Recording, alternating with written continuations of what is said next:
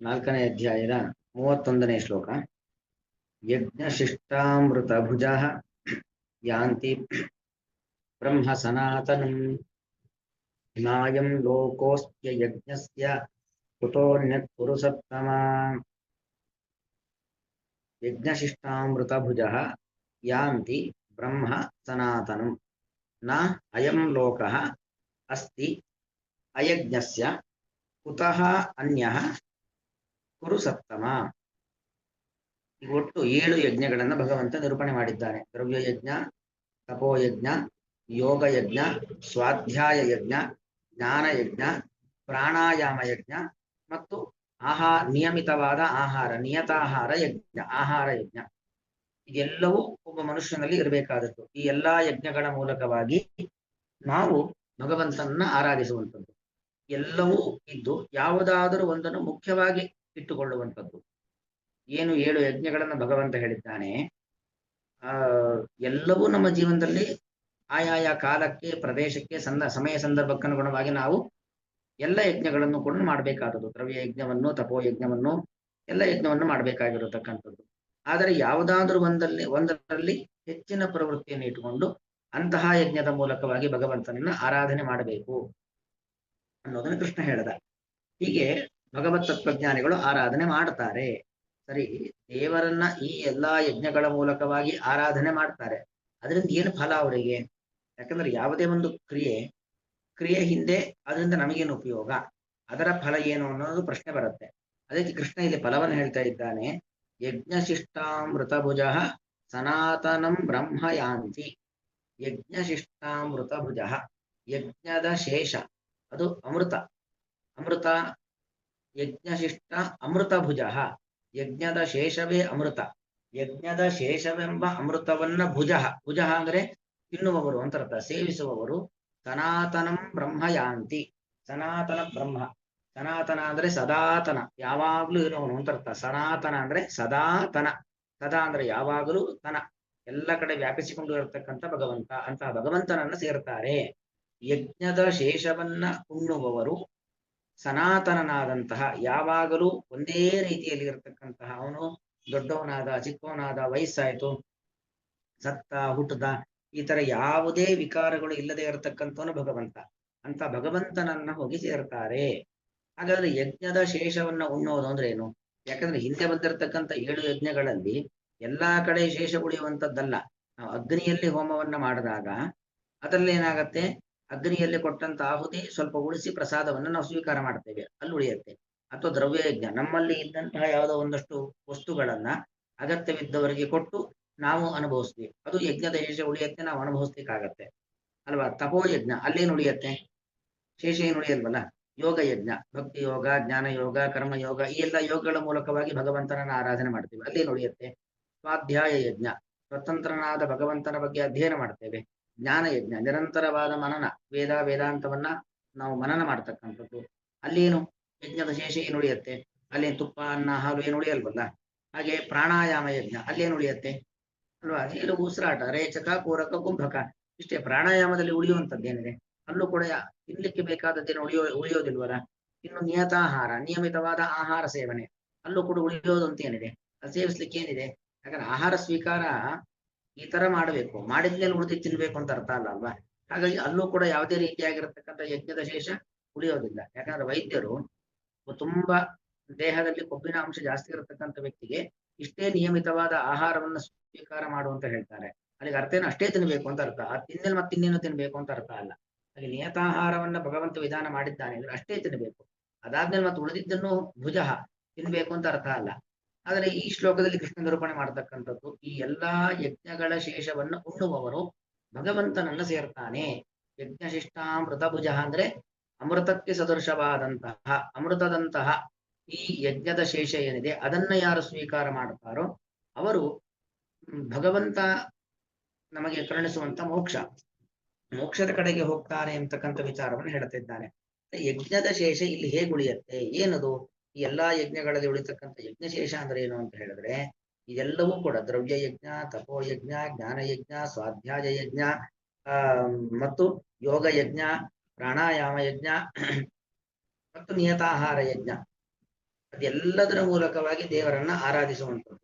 ಅದರಿಂದ ನಮಗೆ ಜೀವನದಲ್ಲಿ ಏನೇನು ನಮಗೆ ಸ್ಥಾನ, ಮಾನ, ಪದವಿ, ಸನ್ಮಾನಗಳು ಏನೇನು ಪ್ರಾಪ್ತವಾಗುತ್ತೋ ಬರೀ ಆಹಾರ ಅಂತಲ್ಲ, ಈ ಎಲ್ಲಾ ಒಳ್ಳೆಯ ಅಂಶಗಳನ್ನ ದ್ರವ್ಯ ಯಜ್ಞಾದಿ ಮೊದಲಾದ ಏನು ಯಜ್ಞಗಳನ್ನ ಭಗವಂತ ನಿರೂಪಣೆ ಮಾಡಿದ್ದಾನೆ, ಸಾತ್ವಿಕ ಕ್ರಿಯೆಗಳು, ಆ ಎಲ್ಲಾ ಸಾತ್ವಿಕ ಕ್ರಿಯೆಗಳು ಯಜ್ಞ.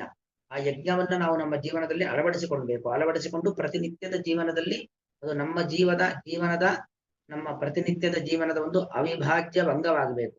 ಹಾಗಾಯ್ತು ಅಂತಾದಾಗ ಆ ದೇವರು ಕಾಲ ಕಾಲಕ್ಕೆ ಅನುಗುಣವಾಗಿ ನಮಗೇನ್ ಬೇಕು ಕೊಡ್ತಾ ಹೋಗ್ತಾನೆ. ಗಂಡಿಗೆ ಹೆಣ್ಣು, ಹೆಣ್ಣಿಗೆ ಗಂಡು, ಸಂತಾನ, ಮಕ್ಕಳು, ವಿದ್ಯೆ, ಬುದ್ಧಿ, ಐಶ್ವರ್ಯ, ಅಭಿವೃದ್ಧಿ, ಆರೋಗ್ಯ, ಎಲ್ಲವನ್ನು ಕೂಡ, ಪದವಿಗಳಿರಬಹುದು, ಕೆಲಸದಲ್ಲಿ ಏನು ಉತ್ತರೋತ್ತರ ಪ್ರಮೋಷನ್ ಇರಬಹುದು. ಈ ತರ ದೇವರು ನಮಗೆ ನಮ್ಮ ಯೋಗ್ಯತೆಗೆ, ನಮ್ಮ ಭಕ್ತಿಗೆ ಅನುಗುಣವಾಗಿ, ನಮ್ಮ ಯಜ್ಞ ಆಚರಣೆಗೆ ಅನುಗುಣವಾಗಿ ಯಾವ ಯಾವ ಕಾಲಕ್ಕೆ ಏನ್ ಬೇಕೋ ಅದೆಲ್ಲವನ್ನು ಕೊಡ್ತಾನೆ. ಅದನ್ನ ಅನುಭವಿಸೋದು ಅಂತ ಅರ್ಥ. ಹೀಗೆ ಯಜ್ಞ ಶೇಷವನ್ನ ತಿನ್ನೋದು ಅಂದ್ರೆ ಬರೀ ಬಾಯಿಯಿಂದ ನಾಲಿಗೆಯಿಂದ ರುಚಿ ನೋಡಿ ಚಪ್ಪರಿಸಿ ತಿನ್ನೋದು ಅಂತ ಅರ್ಥ ಅಲ್ಲ. ಈ ಎಲ್ಲಾ ಯಜ್ಞಗಳ ಪ್ರಸಾದದ ರೂಪದಲ್ಲಿ ಭಗವಂತ ನಮ್ಮ ಜೀವನಕ್ಕೆ ಕಾಲಕಾಲದಲ್ಲಿ ಏನನ್ನ ಅನುಗ್ರಹ ಮಾಡ್ತಾನೋ ಅದನ್ನ ನಾವು ಸ್ವೀಕಾರ ಮಾಡುವಂಥದ್ದು ಅಂತ ಅರ್ಥ. ಹೀಗೆ ಯಜ್ಞಶಿಷ್ಟಾಮೃತಭುಜ ಯಾಂತಿ ಬ್ರಹ್ಮ ಸನಾತನಂ, ಸನಾತನಂ ಬ್ರಹ್ಮ ಯಾಂತಿ. ಸನಾತನ ಅಂದ್ರೇನು? ಸದಾತನವೇ ಸನಾತನ, ಯಾವಾಗಲೂ ಇರುವಂತ ಬ್ರಹ್ಮ. ಸದಾತನ, ಯಾವಾಗಲೂ ಇರತಕ್ಕಂಥ ಬ್ರಹ್ಮ, ಅವನನ್ನು ಸೇರುತ್ತಾರೆ. ಅಲ್ಲಿ ಶೇಷ ಅರ್ಥ ಆಯ್ತಲ್ವಾ? ಈ ಎಲ್ಲಾ ಯಜ್ಞಗಳು, ಅದರಿಂದ ದೇವರು ನಮಗೆ ಕೊಡ್ತಕ್ಕಂತಹ ಅನುಗ್ರಹ, ಪ್ರಸಾದ ಅಂತ ಏನಿದೆ, ಅನುಗ್ರಹ ರೂಪದಲ್ಲಿ ನಮ್ಮ ಜೀವನಕ್ಕೆ ಮಾಡತಕ್ಕಂತಹ ಒಳ್ಳೆಯದು, ಅದನ್ನ ನಾವು ನಮ್ಮ ಜೀವನದಲ್ಲಿ ದೇವರು ಕೊಟ್ಟಂತಹ ಪ್ರಸಾದವನ್ನ, ಅಭಿವೃದ್ಧಿಗಳನ್ನ ನಾವು ಅನುಭವಿಸ್ಬೇಕು. ಅದು ಅಮೃತ. ಯಜ್ಞದ ಮೂಲಕವಾಗಿ ಅಂದ್ರೆ ಈ ಎಲ್ಲ ದ್ರವ್ಯ ಯಜ್ಞ, ತಪೋ ಯಜ್ಞಾದಿಗಳನ್ನ ಮಾಡಿಕೊಂಡು ನಮಗೆ ಏನೇನು ಬರುತ್ತೋ ಅದನ್ನು ಅನುಭವಿಸ್ತೀವಲ್ಲ, ಅದು ಅಮೃತ. ಅಮೃತಕ್ಕೆ ಸದೃಶವಾದದ್ದು. ಏನು ದೇವತೆಗಳು, ದಾನವರು ಅಮೃತವನ್ನ ಪಡೆದಕ್ಕೋಸ್ಕರವಾಗಿ ಸಮುದ್ರ ಮಥನ ಮಾಡಿ ಅಮೃತವನ್ನ ಪಡೆದ್ರು. ಪಡೆದ ಮೇಲೂ ಮತ್ತೆ ಗಲಾಟೆ, ನನಗೆ ಬೇಕು ಅಂತ ಪ್ರತಿಯೊಬ್ಬರು ಕಿತ್ತಾಟ, ನಾನು ಮೊದಲು ಕುಡಿಬೇಕು ಅಂತ. ಆಮೇಲೆ ಭಗವಂತನೇ ಬಂದು ಯೋಗ್ಯರಿಗೆ ಅಮೃತವನ್ನ ಕೊಟ್ಟ, ಅಯೋಗ್ಯರಿಗೆ ಅಮೃತವನ್ನ ಕೊಡ್ಲಿಲ್ಲ. ಹೀಗೆಲ್ಲ ಆಯ್ತು. ಅಷ್ಟು ಪ್ರಯಾಸದಿಂದ ಸಿಕ್ಕದ್ದು ಅಮೃತ. ಆದ್ರೆ ಈ ಎಲ್ಲಾ ಯಜ್ಞಗಳನ್ನ ನಮ್ಮ ಜೀವನದಲ್ಲಿ ಅಳವಡಿಸಿಕೊಂಡು ದೇವರು ಯಾವ ಯಾವ ಕಾಲಕ್ಕೆ ಏನೇನು ಕೊಡ್ತಾನೋ ಆ ಕೊಟ್ಟದ್ದನ್ನ ನಾವು ಅನುಭವಿಸೋದಿದೆಯಲ್ಲ, ಅದು ನಿಜವಾಗಿರತಕ್ಕಂಥ ಅಮೃತ. ಅಮೃತಕ್ಕೆ ಸದೃಶವಾಗಿರುವಂಥದ್ದು, ಇದು ಒಂದರ್ಥ. ಇನ್ನೊಂದು ಅಮೃತ ಅಂತ ಹೇಳಿದ್ರೆ ಅಮೃತತ್ವವನ್ನ ನಮಗೆ ಕರುಣಿಸುವಂಥದ್ದು ಅಂತ ಅರ್ಥ. ಅಮೃತತ್ವ ಅಂದ್ರೆ ಯಾವುದು? ಮೋಕ್ಷ. ಯಾರು ದ್ರವ್ಯ ಯಜ್ಞ, ತಪೋಯಜ್ಞ, ಯೋಗಯಜ್ಞ, ಸ್ವಾಧ್ಯಾಯ ಯಜ್ಞ, ಜ್ಞಾನ ಯಜ್ಞ, ಪ್ರಾಣಾಯಾಮ ಯಜ್ಞ, ನಿಯತಾಹಾರ ಯಜ್ಞವನ್ನ ಜೀವನದಲ್ಲಿ ಅಳವಡಿಸಿಕೊಳ್ತಾರೋ, ಅಂತಹ ಅಳವಡಿಸಿಕೊಂಡು ಅದರಿಂದ ದೇವರು ಕೊಟ್ಟದ್ದನ್ನ ಅನುಭವಿಸಿ ಜ್ಞಾನವನ್ನ ಪಡೆದು ಅಪರೋಕ್ಷ ಜ್ಞಾನವನ್ನ ಪಡಿತಾರೋ ಅವರು ಅಮೃತತ್ವ, ಮೋಕ್ಷದ ಕಡೆಗೆ ಹೋಗ್ತಾರೆ. ಅಮೃತ ಯಜ್ಞಶೇಷವನ್ನು ಉಣ್ಣುವವರು ಅಮೃತ ಭುಜ, ಅಮೃತವನ್ನ ಅನುಭವಿಸುವವರಾಗ್ತಾರೆ. ಅಮೃತವನ್ನ ಅನುಭವಿಸುವುದು ಅಂದ್ರೆ ಅಮೃತತ್ವ ಅಂದ್ರೆ ಮೋಕ್ಷವನ್ನ ಅನುಭವಿಸುವವರಾಗ್ತಾರೆ, ಮೋಕ್ಷಕ್ಕೆ ಹೋಗ್ತಾರೆ. ಯಜ್ಞಶಿಷ್ಟಾಮೃತ ಭುಜ, ಅದೇ ಸನಾತನಂ ಬ್ರಹ್ಮಯಾಂತಿ. ಸನಾತನ ಅಂದ್ರೆ ಸದಾತನ, ಯಾವಾಗಲೂ ಇರುವಂತ ಭಗವಂತ, ಯಾವಾಗಲೂ ಎಲ್ಲಾ ಕಡೆ ಇರತಕ್ಕಂಥ ಭಗವಂತ, ಅವನು ನಮಗೆ ಕಾಣುವ ರೀತಿಯಲ್ಲಿ ನಮಗೆ ಗೋಚರನಾಗ್ತಾನೆ.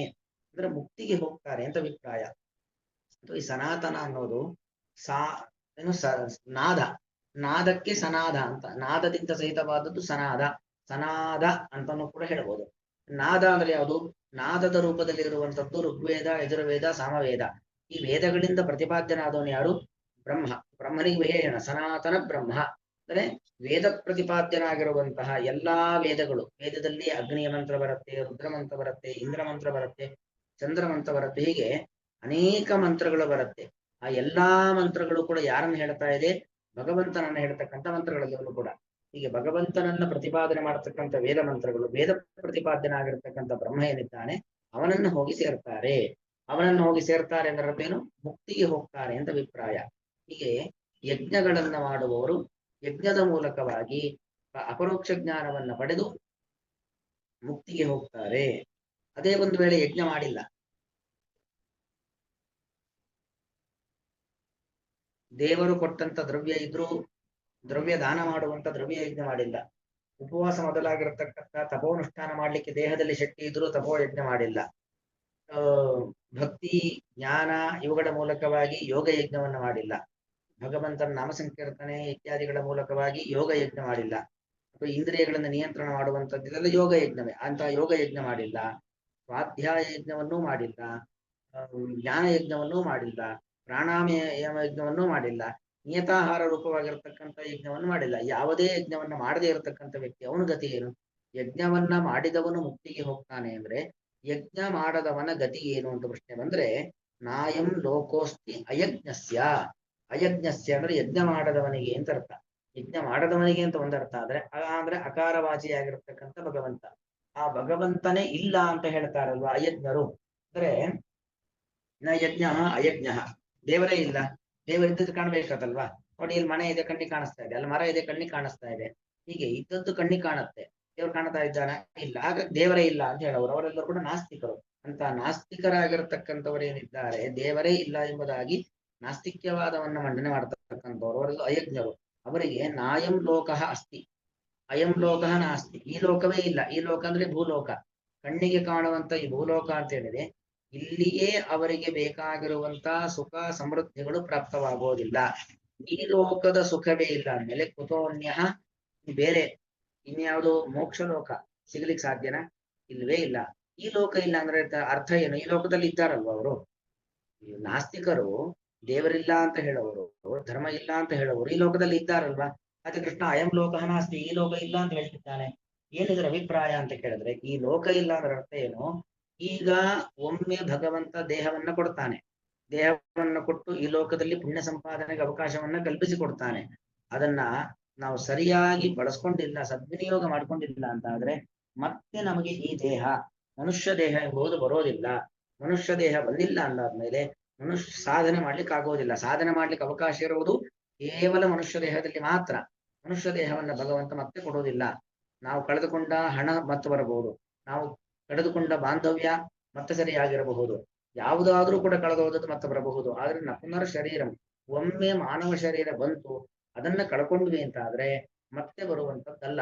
ಹಾಗೆ ಅಯಂ ಲೋಕಹನ, ಈ ಲೋಕ ಇಲ್ಲ ಅಂದ್ರೆ ಅರ್ಥ ಏನು? ಈ ಲೋಕ ಅಂದ್ರೆ ಈ ಮನುಷ್ಯ ಲೋಕ ಅಂತ ಅರ್ಥ. ಮನುಷ್ಯ ಲೋಕದಲ್ಲಿ ಮತ್ತೆ ಅವರಿಗೆ ಅವಕಾಶವಿಲ್ಲ ಅಂದ್ರೆ ಮತ್ತೆ ಅವರು ಮನುಷ್ಯನಾಗಿ ಸಾಧನೆ ಮಾಡ್ಲಿಕ್ಕೆ ಅವಕಾಶವನ್ನ ಇಟ್ಟುಕೊಂಡು ಮನುಷ್ಯನಾಗಿ ಹುಟ್ಟಲಿಕ್ಕೆ ಸಾಧ್ಯವೇ ಇಲ್ಲ. ಅಂದ್ರೆ ಈ ಲೋಕವೇ ಇಲ್ಲ ಅಂತ ಆದ್ಮೇಲೆ ಅನ್ಯ ಉತ್ತಮವಾಗಿರ್ತಕ್ಕಂಥ ವೈಕುಂಠ ಲೋಕಗಳ ಸಿಗ್ಲಿಕ್ಕಂತೂ ಸಾಧ್ಯವೇ ಇಲ್ಲ. ಹಾಗಾಗಿ ಸತ್ತಮ ಕುರು, ಕುರು ಸತ್ತಮ ಅಂತ ಒಂದರ್ಥ ಸಂಬೋಧನೆ. ಕುರುಕುಲ ಶ್ರೇಷ್ಠನೇ ಸಂಬೋಧನೆ ಮಾಡಿ ನೀನು ನಿನ್ನ ಪಾಲಿನ ಕರ್ತವ್ಯವನ್ನು ಮಾಡು. ಅಥವಾ ಸತ್ತಮ, ಸಜ್ಜನರಲ್ಲಿ ಸತು ತಮ, ಸತಾಂ ತಮಃ ಸತ್ತಮಃ, ಸಜ್ಜನರಲ್ಲಿ ಶ್ರೇಷ್ಠನಾದಂತ ಅರ್ಜುನನೇ. ಸಜ್ಜನರು ಬೇಕಾದಷ್ಟೇ ಇದ್ದಾರೆ ಅಲ್ವಾ. ಆ ಎಲ್ಲಾ ಸಜ್ಜನರಲ್ಲೂ ಕೂಡ ಅತ್ಯುತ್ಕೃಷ್ಟನಾದ ಅಗ್ರ ಪಂಕ್ತಿಯಲ್ಲಿ ಕುಳಿತುಕೊಳ್ತಕ್ಕಂತಹ ಅರ್ಜುನನೇ ಕುರು, ನೀನು ನಿನ್ನ ಪಾಲಿನ ಕರ್ತವ್ಯಗಳನ್ನ ಕುರು ಮಾಡು ಎಂಬುದಾಗಿ ಕೃಷ್ಣ ಹೇಳ್ತಕ್ಕಂಥದ್ದು. ಅನ್ವಯ ಅರ್ಥ ನೋಡ್ಕೊಳ್ಳಿ. ಯಜ್ಞಶಿಷ್ಟಾಮೃತ ಭುಜ, ಅಥವಾ ಮೊದಲಿಗೆ ಕುರು ಸತ್ತಮ, ಎದೇ ಕುರುಕುಲ ಶ್ರೇಷ್ಠನೇ. ಯಜ್ಞಶಿಷ್ಟಾಮೃತ ಭುಜ, ಭಗವಂತನ ಆರಾಧನೆಯಲ್ಲಿ ಶಿಷ್ಟ ಅರ್ಪಿಸಿದ ಉಳಿದ ಶೇಷ ಅಂತ ಅರ್ಥ. ಅಮೃತ ಪ್ರಸಾದವೆಂಬ ಅಮೃತವನ್ನು, ಭುಜ ಉಣ್ಣುವಂತಹ ಯಜ್ಞಶೀಲನು, ಯಜ್ಞನ ಭಕ್ತನು, ಸನಾತನ ವೇದ ಪ್ರತಿಪಾದ್ಯನಾದ ಸನಾತನ ಸದಾತನ ಯಾವಾಗಲೂ ಇರುವಂತಹ ಬ್ರಹ್ಮ ಭಗವಂತನನ್ನು ಯಾಂತಿ ಸೇರುತ್ತಾರೆ. ಅಯಜ್ಞಸ್ಯ ಯಜ್ಞಗಳನ್ನು ಆಚರಿಸದವನಿಗೆ ಅಂದ್ರೆ ನಾಸ್ತಿಕನಾದಂತಹ ವ್ಯಕ್ತಿಗೆ ಅಯಂ ಲೋಕ, ಈ ಪುಣ್ಯ ಭೂಮಿ, ಈ ಮನುಷ್ಯ ಶರೀರ ನ ಅಸ್ತಿ, ಮತ್ತೆಂದೂ ದೊರಕುವುದಿಲ್ಲ. ಅನ್ಯ ಮೇಲಿನ ಪುಣ್ಯಲೋಕವಂತೂ ಕುತಃ, ಹೇಗೆ ತಾನೇ ಸಿಕ್ಕೀತು? ತಸ್ಮಾತ್, ತಸ್ಮಾತ್ ಸೇರಿಸು ತಸ್ಮಾತ್, ಆದ್ದರಿಂದ ಸತ್ತಮ ಸಜ್ಜನರಲ್ಲಿ ಶ್ರೇಷ್ಠನಾದಂತ ಅರ್ಜುನನೇ ಕುರು, ನೀನು ನಿನ್ನ ಪಾಲಿನ ಕರ್ತವ್ಯ ರೂಪವಾಗಿರತಕ್ಕಂಥ ಯಜ್ಞಗಳನ್ನ ಮಾಡು. ನಿನ್ನಲ್ಲಿ ದೇವರು ದ್ರವ್ಯ ಕೊಟ್ಟಿದ್ದಾನೆ, ದ್ರವ್ಯ ಮಾಡು, ದ್ರವ್ಯದಾನವನ್ನ ಮಾಡು. ತಪಸ್ ಮಾಡ್ಲಿಕ್ಕೆ ಬೇಕಾಗಿರ್ತಕ್ಕಂಥ ಶಕ್ತಿ ಕೊಟ್ಟಿದ್ದ ತಪೋ ಯಜ್ಞ ಮಾಡು, ಯೋಗ ಯಜ್ಞ ಮಾಡು, ಸ್ವಾಧ್ಯಾಯ ಯಜ್ಞ ಮಾಡು, ಜ್ಞಾನ ಯಜ್ಞ ಮಾಡು, ಪ್ರಾಣಾಯಾಮ ಯಜ್ಞ ಮಾಡು, ನಿಯತಾಹಾರ ಯಜ್ಞ ಮಾಡು. ಎಲ್ಲಾ ಯಜ್ಞಗಳ ಮೂಲಕವಾಗಿ ನನ್ನನ್ನು ಆರಾಧಿಸು ಎಂಬುದಾಗಿ ಕೃಷ್ಣ ಅರ್ಜುನನಿಗೆ ಆದೇಶವನ್ನ ಮಾಡತಕ್ಕಂಥ ಒಂದು ಸಂದರ್ಭ. ಯಜ್ಞಶಿಷ್ಟಾಮೃತ ಭುಜ ಶಾಂತಿ ಬ್ರಹ್ಮ ಸನಾತನಂ, ನಾಯಂ ಲೋಕೋಸ್ತಿ ಅಯಜ್ಞಸ್ಯ ಕುತೋನ್ಯ ಕುರು ಸತ್ಮನ. ಶ್ರೀಕೃಷ್ಣಾರ್ಪಣ.